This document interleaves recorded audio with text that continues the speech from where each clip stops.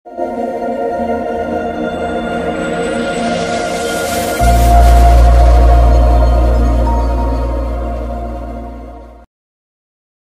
ভাই আমারে প্রথমে রিমান্ডে নিয়ে রাত 12:30টার দিকে নিয়ে গেছে হাতির ঝিলে।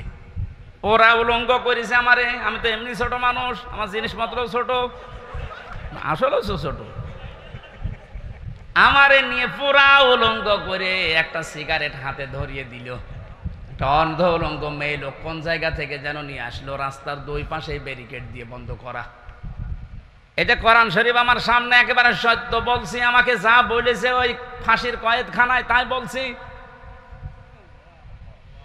অর্ধ উলঙ্গ মেয়ে লোকটা আমার পাশে দাঁড় করিয়ে ছবি তুলছে আর বলছে এটা সকালে ছেড়ে দেব, দেশের মানুষ বুঝবে যে হুজুর কেমন। এত অসহায় লাগছিল ওই সময়। আমি তো এমনিতে ওদের সাইজে চাইতে একেবারেই ছোট, আর মেয়েটা আমার ওর কাঁধ পর্যন্ত আমি অর্ধ উলঙ্গ, কোথা থেকে যেন ভাড়া করে নিয়ে এসেছে। আমার হাতে সিগারেট দিয়ে যেটার গন্ধ শুকলে আমার বমি আসে, ওইটা ধরিয়ে নিজে দুই টান দিয়ে আমার কাছে দিয়ে বলছে এভাবে ধরে থাক, অস্ত্র তাক করা আছে, কিচ্ছু করার নেই। ছবি তুলছে, এটা ছেড়ে দেব সকালে। আমি যেহেতু মজলুম আর বিশ্বাস করি মজলুমের দোয়া কবুল হয়, ইত্তাকি দাওয়াতাল মাজলুম। নবীজি বলেন দুনিয়াতে আর যাই করো মজলুমের বরদোয়া থেকে নিজেকে বাঁচিয়ে রেখো। ফাইন্নাহা লাইসা বাইনাহু ওয়া বাইনাল্লাহি হিজাব, কারণ মজলুমের মাঝে আর আল্লাহর মাঝে কোনো পর্দা থাকে না। ওই হাতির ঝিলের ওই পানির পাশে দাঁড়িয়ে আল্লাহর কাছে বলেছিলাম, মাবুদ যে অবস্থা করছে আমার তো কিচ্ছু করার নেই, তুমি দেখতে পাচ্ছ। এক এসআইকে ডাক দিয়ে বললাম, ভাই আপনারা যা করছেন আমার সাথে, এ কি হারুন স্যার জানে? জানে না মানে? উনি তো করাচ্ছে। যেই বলেছে উনি করাচ্ছে, কারণ রিমান্ডে উনি তো মাঝে মাঝে এসে আমারে প্রশ্ন করতো, তখন কি ফেরেস্তার মতো কথা বলতো, অথচ ভেতরে ভেতরে ওই এত খাতর দোয়া কবুল করেছে। দেখেছেন না, ও এখন 3 ইঞ্চি। কয় ইঞ্চি? সারা দুনিয়া এখন জানে, ওর নাম অনেকে জানে না, কিন্তু ও যে 3 ইঞ্চি ও সবাই জানে, মহিলারা পর্যন্ত জানে যে 3 ইঞ্চি। ছোট হুজুরের দোয়াটা একেবারে মাসলুম, যেহেতু আল্লাহ কবুল করে দুনিয়ায় দেখিয়েছে, পরবর্তী কি করবে সেটা আল্লাহ ভালো জানে। কে বুকে হাত বাঁধে, কে আমিন জোরে বলে, কে নবীকে দাঁড়িয়ে সালাম দেয়, কেউ বসে সালাম দেয়, ওসব সব বাদ। আল্লাহ একজন আছে, রাসূল একজন আছে, কোরআন আছে, কথা বিশ্বাস যারা করে তাদেরকে এক জায়গায় নিয়ে আসা লাগবে। ইহুদি খ্রিস্টান বৌদ্ধ মুশরিক যারা, ওরা কিন্তু এই ধোঁয়াগুলো তুলে আমাদেরকে আজ আলাদা আলাদা করে রেখেছে। এই জন্য 80 জন হওয়ার পরও 20 জনের সাথে পারছি না। হ্যাঁ, কথা বলছেন? এই জন্য যেভাবে চলতেছে, আশা করছি কোরআনের এই আয়াতটা বাস্তবে আল্লাহ আমাদেরকে দেখাবেন। আরাআইতান নাসা ইয়াদখুলুনা ফি দীনিল্লাহি আফওয়াজা, দলে দলে পালে পালে যেভাবে মানুষ ইসলামে আজ দীক্ষিত আর আরম্ভ হয়েছে, আল্লাহ পাক যেন চর্ম চোখে দেখার তৌফিক দেন যে কোরআন দিয়ে 56,000 বর্গ মাইল চলছে। শোক এবং শান্তি শব্দ দুইটা। শোক 3টি বিষয়ের নাম, শান্তি 4টা বিষয়ের নাম। বাস্তবে ছোট জীবনে বহু দেশ আমি ঘুরেছি। আমি আকিস গ্রুপে চাকরি করতাম খতিব হিসাবে। ওনারা একটা ভিসা লাগিয়ে 27টা দেশ আমারে একবারে ঘোরানোর ব্যবস্থা করে দিয়েছিল।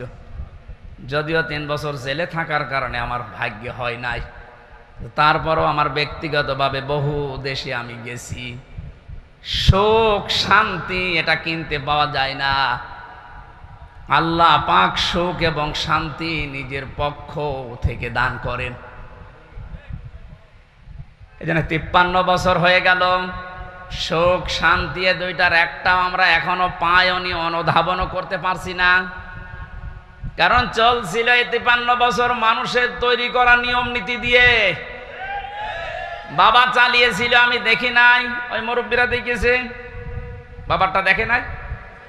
স্বামী চালিয়েছিল, ওনারা দেখেছে, আমি তো দেখি নাই। আমার 92 সালে জন্ম। চাচা চালিয়েছিল, বউ চালিয়েছে, ভাবিও চালিয়েছিল, সবগুলোই আমরা দেখেছি। শুধু কোরআন দিয়ে দেশ চললে কেমন দেখা যায় আজও দেখিনি। দেখেছেন? এটা দেখেছেন? দেখেছেন? এটা দেখার দরকার না যে এটা দিয়ে চললে কেমন লাগে? আন্দাজে চিল্লানো না, সত্যি সত্যি মন থেকে বলবেন যদি চান ওই 35 জনের ভেতরে আপনি যেন থাকেন যে হ্যাঁ এইটা দিয়ে দেশ যেন চলে, আমি এটা দেখতে চাই। হাত তোলেন তো, লিল্লাহি তাকবীর।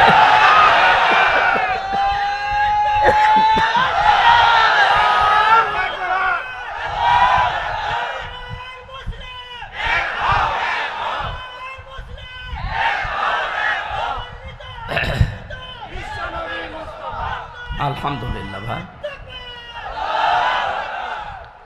দরুদ আর সালাম পড়ছে আমাদের নবী মুহাম্মদুর রাসূলুল্লাহ সাল্লাল্লাহু আলাইহি ওয়াসাল্লামের প্রতি। 7টা নামে আল্লাহ তাকে পুরা কোরআনে স্পেশাল ভাবে ডাক দিয়েছেন। কয়টা? 7টা। 1 নম্বরে নাম দিয়েছেন ইয়াসিন। ইয়া হরফে নেদা, ইয়া মানে হে, সিন মানে সাজ্জেদ। তাফসিরে কাবীর আল্লামা ফখরুদ্দিন রাজি রহমতুল্লাহ আলাইহি উনি ব্যাখ্যা করতে গিয়ে সিনের অর্থ দিয়েছেন 5টা। আমি গতানুগতিক কথা বলি না। যারা আছেন যদি হেদায়েতের নিয়তে কথা শোনেন, আমি আশা করছি কোরআন আপনাকে পথ দেখাবে। আর কোরআন শরীফ যদি কাউকে হেদায়েত দিতে না পারে, ও যেন বিশ্বাস করে ওর কপালে আর হেদায়েত নেই।